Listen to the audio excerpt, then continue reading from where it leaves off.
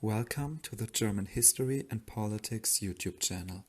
In this video, we will look at the different parties of the Weimar Republic. I will show you the most important parties, their ideology, their electorate, and the most important politicians. The Weimar Republic is considered to be the first democracy on German soil. It existed from 1918 to 1933, the period between the two world wars. The Weimar Republic is known for its diverse landscape of political parties. Let's start with the first overview. You can roughly divide the parties into two groups: the parties which supported the state and the parties which opposed the state. The parties which supported the Weimar Republic are the SPD, the Social Democratic Party of Germany, the Center Party, or in German Zentrumspartei, the DDP, the German Democratic Party, and the DVP, the German People's Party. Opponents of the Republic are the KPD, the Communist Party of Germany, the DNVP, the German National People's Party, and the NSDAP, or Nazi Party.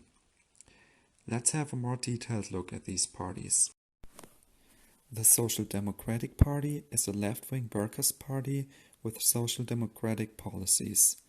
The party already existed in the German Empire and developed into the party with the most members and voters in Germany. The members and voters were mainly from the working class. About 1/3 of the voters came from the so-called Bürgertum, or middle class. After World War I, the SPD played a crucial role in transforming Germany into a democratic republic.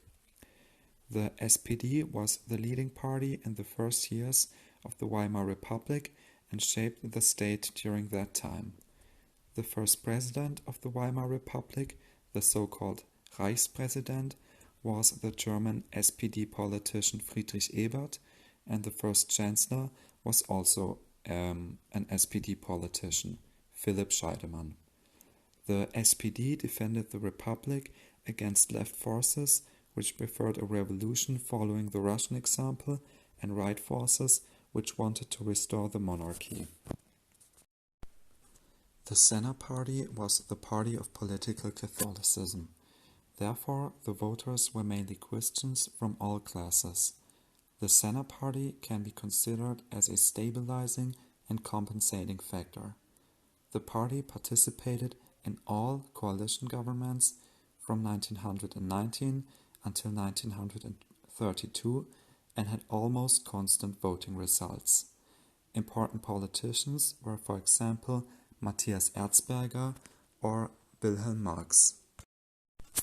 The DDP, or German Democratic Party, played an important role in the first years as part of the so-called Weimar Coalition, a coalition of SPD, Center Party and DDP, which all supported the new republic and had a large majority after the first election. Voters and members were mainly part of the liberal middle class. The party lost continually voters after 1920 and became insignificant towards the end of the republic. The DVP, the German People's Party, was originally not a republic-supporting party, but developed into an important political factor with a positive attitude towards the state, mainly because of Gustav Stresemann.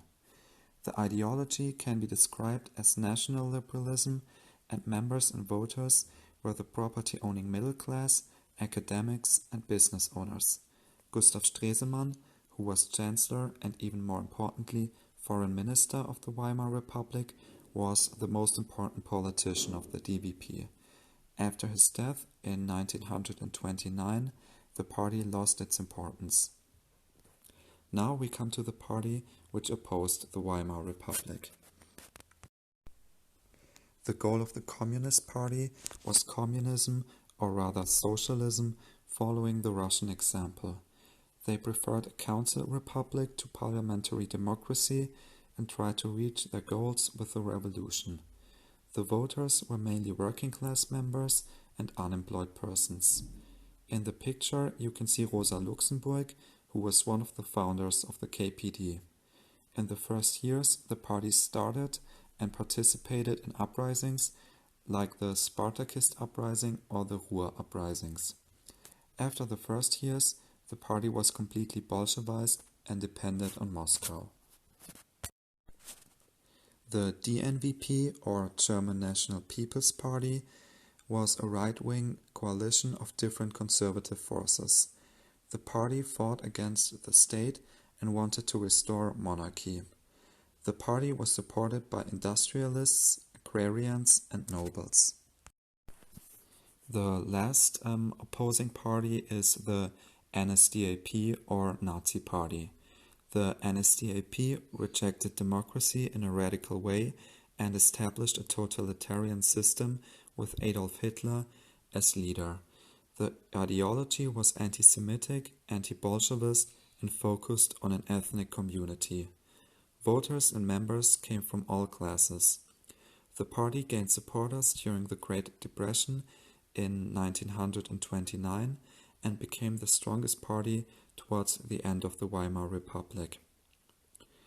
This was a short overview of the parties of the Weimar Republic.